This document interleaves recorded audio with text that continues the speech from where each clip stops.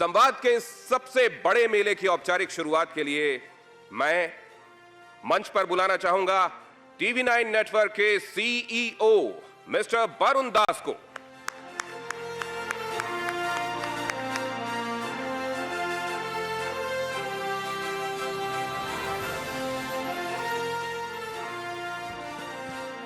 Thank you, Dinesh. Namaskar. Honorable Union Minister Sri Nitin Gadkari ji, esteemed speakers, distinguished guests, ladies and gentlemen, welcome to the inaugural edition of TV9 What India Thinks Today Global Summit. I thank each one of you present here and our viewers watching it at home for your continuous support and making TV9 Group the #1 news network of our country. Over the next 2 days, we'll listen to ideas and experiences of 75 speakers on policies, governance, strategy, vision, as well as challenges. Besides a galaxy of honorable cabinet ministers, state chief ministers, business leaders, newsmakers, we would also host 2 former global state leaders, David Cameron and Hamid Karzai. As Dinesh said, our theme for this global summit is Vishwaguru, how near, how far. Today, I find India at a point of inflection. On one hand, as a nation, we have started dreaming and acting like a true leader. On the other hand, we have just witnessed serious inadequacy in Western leadership, which could not prevent Russia-Ukraine war. As we all know, the ramifications of this war will last far, far longer than the war itself. The world supply chain issues and inflation is all-time high, and that will affect every individual on this planet. Looking at these 2 parallel developments, I'm constantly reminded of Bengali poet Atul Prasad Sen's century-old desire. India will once again rise to the pinnacle of the world. In his own language, which is my mother tongue, Bengali, Bharat abar jagat sabhay shreshto ason lobe. Finally, the dream of Vishwaguru is near, not far. Despite being a colony for 200 years, India did not become a colonizer. Despite fighting 4 wars post-independence, India never waged a war.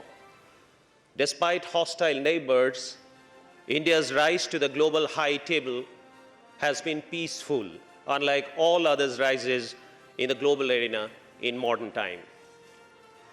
As a nation, we've always been a symbol of peace in our way of being. But amongst many recent transformations, the most formidable is that we now have decided to reciprocate when needed. First came the surgical strike, then the Balakot airstrike called out Pakistan's nuclear bluff. In Galwan, India exhibited that when it comes to national interest, size doesn't matter. India becoming a superpower on the foundation of peace is thus not a question of if, but when. And I believe, ladies and gentlemen, we are near, not far. In the recent past, leadership intent was further exhibited when we mass-produced COVID-19 vaccines, not only for ourselves, but also for the world. The reality of India becoming the pharmacy of the world is near, not far. Beyond our boundaries, Prime Minister Narendra Modi has not only rallied the global diaspora to come forward and wear the India badge proudly, he has also surely and firmly built brand India stronger than ever before. It stands on the legs of Atmanirbhar Bharat. India is the 6th largest economy in the world, racing to get into the league of top 5. We are the only major economy which outperformed pre-pandemic growth levels. Our dream is to get to $5 trillion economy, and I believe we are near, not far.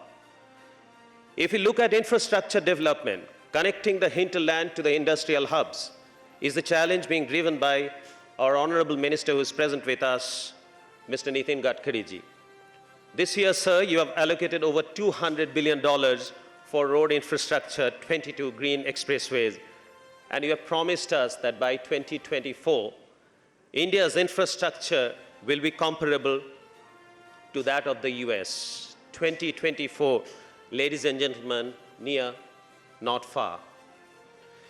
When it comes to geopolitical environment, there are countless examples that give us confidence that India is well poised to take the center stage.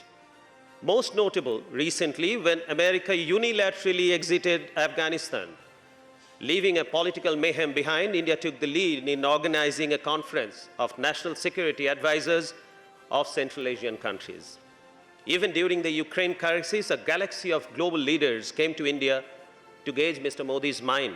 But India stood firm with its bold policy of strategic autonomy, to which I agree.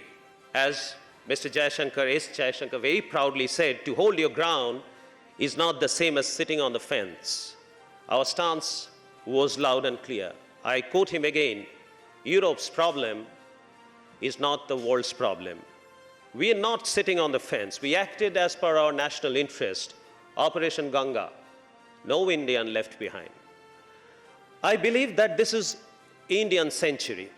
Opportunity doesn't knock the door twice. As India takes a giant leap forward, it is time for each one of us to act with ownership and accountability. As a nation, we must seize the opportunity with both hands. Our goals are near, not far. I'll end this and let the summit take off. Let us discover what India indeed thinks today.